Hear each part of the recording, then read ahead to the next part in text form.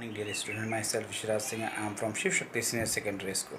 प्रिय विद्यार्थियों, आज मैं कक्षा 9वीं की कोशिका अध्याय के विभिन्न कोशिकांगों के बारे में विस्तृत रूप से चर्चा करूंगा। तो शुरुआत करते हैं कोशिकांगों में जो नए कोशिकांग से।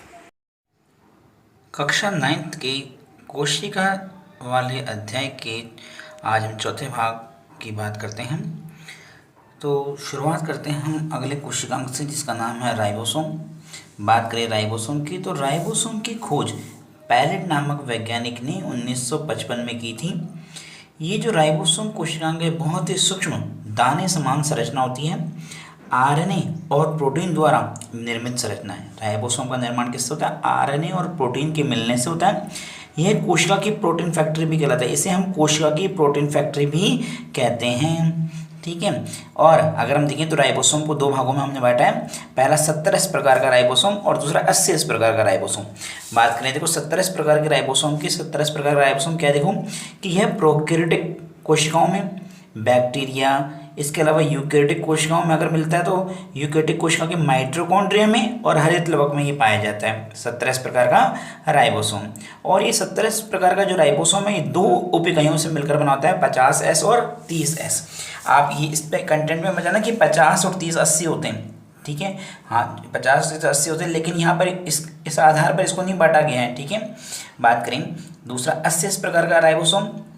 80S राइबोसोम के बारे में बात करें तो ये यूकैरियोटिक कोशिकाओं में पाया जाता है, केवल यूकैरियोटिक कोशिकाओं में ही ये पाया जाता है। तथा 60S और 40S उप इकाइयों से मिलकर ये बना होता है। जिस प्रकार से 70S बना होता है 50 और 30 से, उसी प्रकार से 80S जो है वो 40 और 60 और 40 इकाइयों से मिलकर बना होता है। बात करें राइबोसोम की, बड़ी इकाई गुंबदाकार होती है और छोटी इकाई जो होती हैं वो अंडाकार या टोपी के समान होती है, ठीक है। अगर हम इसकी इकाइयों की बात करें तो देखो इसकी इकाइयाँ इस प्रकार से, अगर हम बात करें ऊपर की इकाई जो इस प्रकार से व्यवस्थित होती है, तो ये तो अगर हम बात करें जिसकी बड़ी इकाई हो गई और ये इसकी छोटी इकाई हो गई। जैसे अगर हम बात करें 80S राइबोसोम की, तो ये अगर हम बात करें 40S हो गई, ठीक है, और ये हो गई आपकी 60S, ठीक है। तो इस प्रकार से यहाँ पर जो S जो है वो श्वेडबर्ग स्थिरांक है, एक प्रकार का नियतांक होता है। बात करें आगे की इसके कार्यों की, तो इसके कार्य के आधार पर अगर हम देखें तो राइबोसोम का प्रमुख कार्य जो है वो प्रोटीन का संश्लेषण करना होता है। बात करते हैं अगले कोशिकांग की, जिसका नाम है लाइसोसोम। लाइसोसोम के बारे में अगर बात करें तो डी डुवे नामक वैज्ञानिक द्वारा लाइसोसोम को सबसे पहले देखा गया। यह कोशिकांग प्राणी कोशिकाओं में पाया जाता है। इसकी आकृति गोलाकार या अनियमित आकृति का कोशिकांग होता है। ये लाइसोसोम अगर हम देखें मृत्युग्रस्त कोशिकाओं को, जो कोशिकाएं नष्ट हो चुकी होती हैं अपनी निश्चित समय अवधि पूर्ण करने के बाद, उन कोशिकाओं को हटाने के लिए अपने आकार को बढ़ा देता है और बढ़ा करके क्या होता है, फट जाता है और स्वतः ही अपनी कोशिका को नष्ट कर लेता है। जिस कोशिका में पाया जाता है स्वतः ही उसी कोशिका को नष्ट कर देता है। स्वतः भक्षण की प्रक्रिया के कारण, अपने आप को नष्ट करने की इसी क्रिया के कारण लाइसोसोम को आत्मघाती थैलियां भी कहा जाता है। और यही कारण है कि लाइसोसोम को आत्मघाती थैलियां कहा जाता है। लाइसोसोम के प्रकार, बात करें लाइसोसोम के प्रकार की, तो लाइसोसोम 4 प्रकार का होता है। कितने प्रकार का? 4 प्रकार का लाइसोसोम होता है। अगर हम बात करें प्राथमिक लाइसोसोम, द्वितीयक लाइसोसोम, अवशोषण अवशेषकाएं और स्वतःभोजी धानी, ये 4 प्रकार के जो है लाइसोसोम पाए जाते हैं। बात करें लाइसोसोम के कार्यों की, तो लाइसोसोम के जो है लाइसोसोम खाद्य पदार्थों के अंतरकोशिकीय पाचन में सहायता करता है। देखो लाइसोसोम में 50 से भी अधिक प्रकार के पाचक एंजाइम पाए जाते हैं, तो इन्हीं पाचक एंजाइमों की सहायता से खाद्य पदार्थों का अंतरकोशिकीय पाचन करने में सहायता करता है। इसके अलावा लाइसोसोम नष्ट हुए कोशिकांगों को भी हटाता है। जो नष्ट या मृत हो गए कोशिकांग, उनको भी हटाने में सहायता करता है।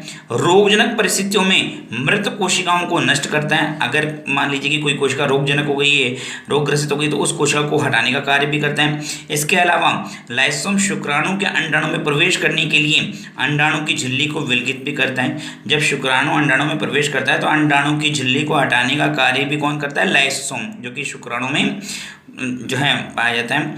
इसके अलावा भ्रूणवर्धन के समय योग मतलब पीतक का पाचन का कार्य भी कौन करता है? लाइसोसोम। तो ये समस्त कार्य किसके हुए? लाइसोसोम की। बात करते हैं हम हमारे अगले कोशिकांग की।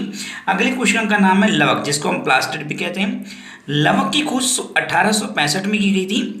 यह पादपों में पाए जाने वाला धोरी झिल्ली युक्त कोशिकांग है। लवक जो है वो धोरी झिल्ली युक्त कोशिकांग होता है जो है प्रकृति व गुणों के आधार पर।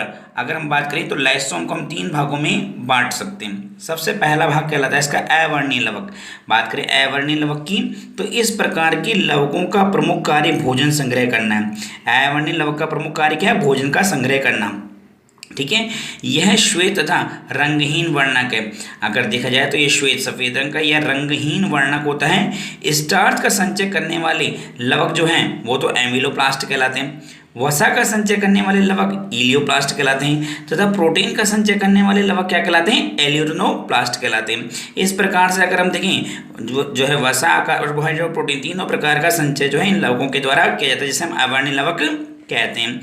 अवर्णीय लवक मुख्यतः भोजन संचित करने वाले जो है अगर हम देखें तने, जड़ों और पत्तियों में पाए जाते हैं। पादपों में तो पाया जाता है ये लवक, पादपों में भी कहाँ? जो भोजन संचित करने वाले तने, जड़ और पत्तियों में ये अवर्णीय लवक पाया जाता है। बात करें वर्णीय लवक की, वह लवक जो वर्णक को संचित करते हैं, मतलब रंग को, वर्णक को संचित करते, इकट्ठा करते हैं, उन्हें वर्णीय लवक कहते हैं। इनमें पर्णहरित को छोड़कर के अन्य वर्णक, अगर हम बात करें जैसे कि कैरोटीन, कैरोटीन जो है लाल और नारंगी रंग के लिए जिम्मेदार वर्णक है। जैंथोफिल पीले रंग के लिए जिम्मेदार वर्णक है। वर्णीय लवक मुख्यतः फलों के छिलकों में और पंखुड़ियों में मिलते हैं। पुष्पों की पंखुड़ियों में या फिर फलों के छिलकों में जो है वर्णीय लवक अधिकांशतः पाया जाता है। बात करें हरित लवक की, तीसरा जो भाग है लवकों में, ठीक है, वह हरित लवक। पहले हमने पढ़ा अवर्णीय लवक, दूसरा पढ़ा वर्णीय लवक और तीसरा पढ़ रहे हम हरित लवक, जिसे हम क्लोरोप्लास्ट भी कहते हैं। सबसे इंपॉर्टेंट वर्णक है पादप कोशिका का। यह धोरी झिल्ली द्वारा परिबद्ध कोशिकांग है। अगर हम बात करें तो हरित लवक भी धोरी झिल्ली द्वारा आवृत एक कोशिकांग होता है। ये एक ऐसा कोशिकांग है जो सौर ऊर्जा को रासायनिक ऊर्जा में बदलता है। सबसे इंपॉर्टेंट, जो सौर ऊर्जा को रासायनिक ऊर्जा में बदलने का जो कार्य करता है वो हरित लवक ही करता है। इसकी बाह्य झिल्ली सभी पदार्थों के लिए पारगम्य होती है। इसकी जो बाहर की झिल्ली होती है, धोरी झिल्ली दिखता है तो सबसे बाहर वाली झिल्ली तो सभी पदार्थों के लिए पारगम्य है, लेकिन भीतरी झिल्ली जो है वो चयनात्मक पारगम्यता का गुण प्रदर्शित करती है। चयनात्मक पारगम्यता का मतलब ये भीतरी झिल्ली स्वयं चयन करती है कि किस पदार्थ को अंदर आने देना है और किसको नहीं, कौन सा लाभदायक और कौन सा हानिकारक, उस आधार पर ये अंदर आने देती हैं पदार्थों को। बात करें हरित लवक की आंतरिक संरचना की, तो हरित लवक की आंतरिक संरचना के आधार पर हमने निम्न भागों में इसके आंतरिक संरचना को बांटा। सबसे पहला भाग जो है स्ट्रोमा कहलाता है।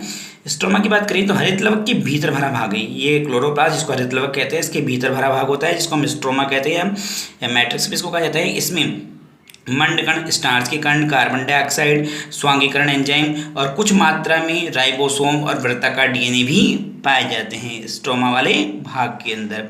बात करें सेकंड भाग थाइलेकोइड। स्ट्रोमा में धोरी झिल्ली से अगर हम देखें बने चपटे थैलेनुमा थाइलेकोइड होते हैं। इसी स्ट्रोमा वाले भाग में दोहरी झिल्ली से बने हुए चपटे थैलेनुमा संरचना पाई जाती है जिसे हम थाइलेकोइड कहते हैं।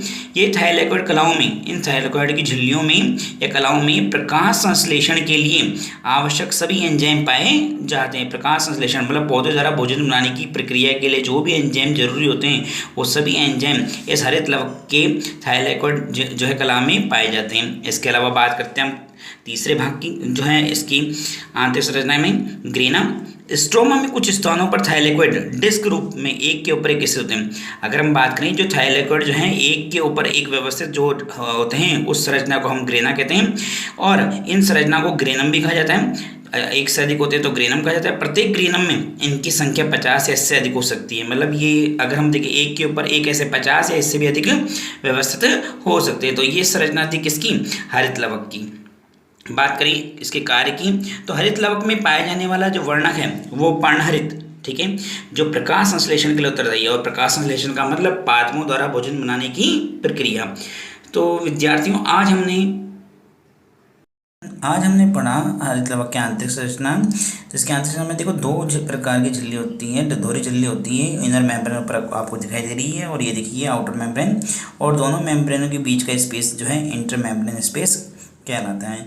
ये इसका आंतरिक जो है स्ट्रोमा वाला भाग जिसके अंदर फ्लूइड भरा रहता है और एक ग्रेनम भाग जिसको गोले में दिखाया गया है, ठीक है। थाइलेकोइड इसमें जुड़े हुए हैं आपस में, ठीक है, और थाइलेकोइड के अंदर पाई जाती है लेमिना। तो इस प्रकार अगर हम देखें ये क्लोरोप्लास्ट की संरचना होती है। इसी क्लोरोप्लास्ट की संरचना का अध्ययन अभी हमने किया। तो विद्यार्थियों आज के लिए इतना ही। अब हम नेक्स्ट कोशिकांगों के बारे में विस्तृत रूप से अध्ययन करेंगे अगली वीडियोस में। तब तक के लिए धन्यवाद।